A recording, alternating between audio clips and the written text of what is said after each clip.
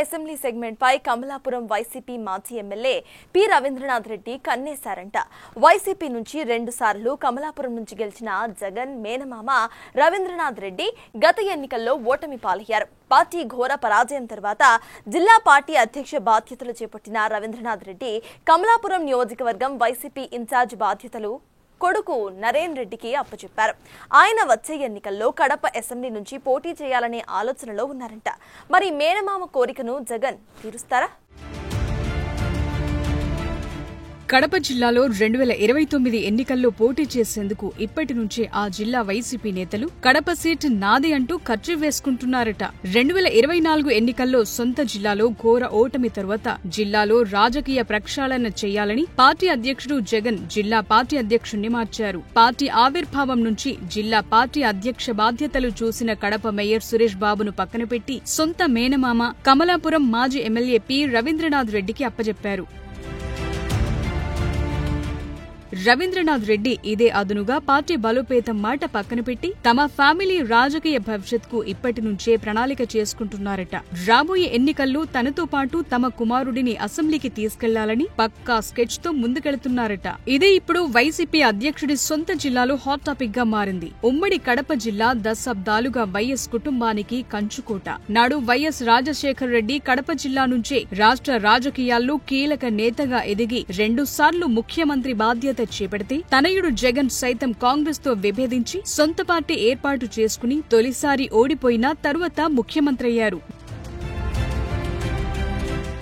YS కుటుంబం నుంచి 2 ముఖ్యమంత్రులను చేసి తమ అభిమానం చాటుకున్నారు జిల్లా ప్రజలు. అయితే 2024 ఎన్నికల్లో వైసీపీకి కోలుకోలేని ఎదురుదెబ్బ తగిలింది. రాష్ట్ర వ్యాప్తంగా 11 అసెంబ్లీ స్థానాలకు పరిమితమైన వైసీపీ జగన్ సొంత జిల్లాలో 3 స్థానాలకు పరిమితమైంది. దాంతో ఎన్నికల తర్వాత పార్టీ ప్రక్షాళనకు చర్యలు చేపట్టిన జగన్ ఊహించని విధంగా జిల్లా అధ్యక్ష బాధ్యతల నుంచి సురేష్ బాబును తప్పించి సొంత మేనమామ రవీంద్రనాథ్ రెడ్డికి అప్పగించారు. ఒకసారి కడప నగర మేయర్ గా 2 సార్లు కమలాపురం నుంచి ఎమ్మెల్యేగా గెలిచిన రవీంద్రనాథ్ రెడ్డి ఇదే అదునుగా జిల్లాలో పార్టీ బలోపేతం సంగతి పక్కన పెట్టి తనతో పాటు తమ కుమారుడు నరేన్ రామాంజుల రెడ్డి రాజకీయ భవిష్యత్కు ఇప్పటి నుంచి పక్కా ప్రణాళికలు చేసుకుంటున్నారట.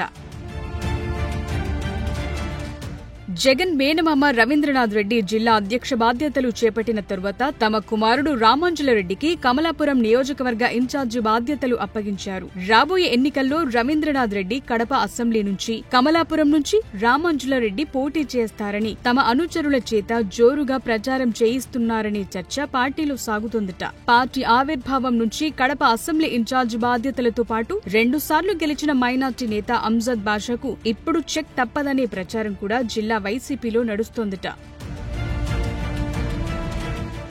మరోవైపు కడప నగర మేయర్ సురేష్ బాబు కూడా ఒక్కసారైనా అసెంబ్లీలో అడుగు పెట్టాలనే కోరికను జగన్ దగ్గర బయటపెట్టారట. ఇక గత ఎన్నికల్లో కడప నుంచి రెడ్డప్పగారి మాధవిరెడ్డి చేతిలో పరాజయం పాలైన మాజీ డిప్యూటీ స్పీకర్ మాజీ ఎమ్మెల్యే అంజద్ బాషా మైనార్టీ కోటాలో తిరిగి టికెట్ దక్కుతుందని ఎన్నో ఆశలు పెట్టుకుని ఉన్నారట. ఆ క్రమంలో ఇప్పుడు కడప అసెంబ్లీ సెగ్మెంట్ టికెట్ కోసం ఇప్పటి నుంచే వైసీపీలో 3 ముక్కలాట నడుస్తోంది. మొన్నటి ఎన్నికల వరకు ప్రతి పార్టీ కార్యక్రమంలో కలిసి తిరిగిన 3 నేతల మధ్య టికెట్ పోటీ కడప వైసీపీలో కాక రేపుతోందట. కడప అసెంబ్లీ సీట్ జగన్ మేనమామ రవీంద్రనాథ్ రెడ్డికిస్తే కడపలో మెజార్టీ ఓటర్లుగా మైనార్టీలు ఒప్పుకుంటారా అన్న సందేహాలు వ్యక్తమవుతున్నాయి. 3 దశాబ్దాలుగా మైనార్టీల కంచుకోటగా పేరున్న కడప అసెంబ్లీ నుంచి నాన్ మైనార్టీ అభ్యర్థిగా రంగంలోకి రెడ్డప్పగారి మాధవిరెడ్డి కొత్త చరిత్రకు తెరలేపారు.